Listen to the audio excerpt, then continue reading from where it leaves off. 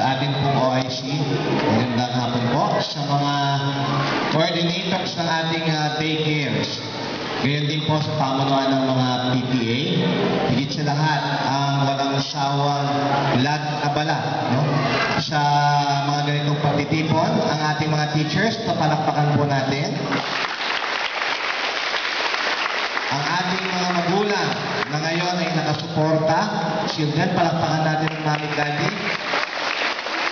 At siyempre, ang mga gagraduate ngayong umaga, palakpakan din po natin. Hapon.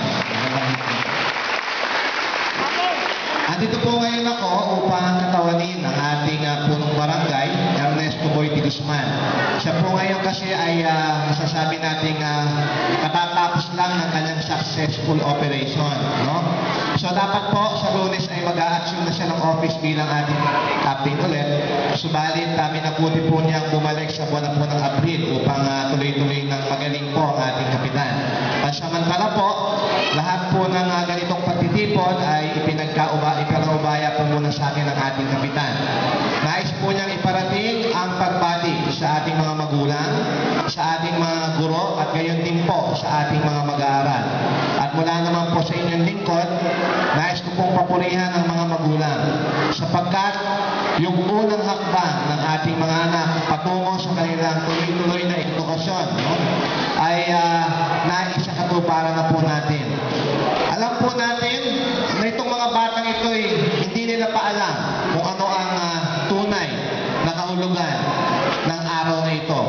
Subalit sa ating mga magulang, alam kong higit tayong mas masaya sapagkat noon ay nagsusulat at bumabasa lamang ang inyong mga anak.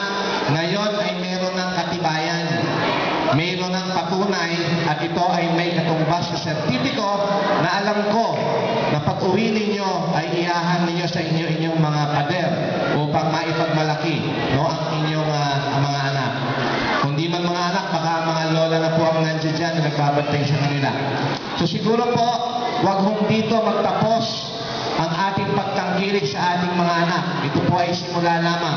Ipagpatuloy po natin ipagkandili ang ating mga anak nang sa gayon ay magkaroon po sila ng magandang kinabukasan at maging maganda po ang takbo ng kanilang mga buhay.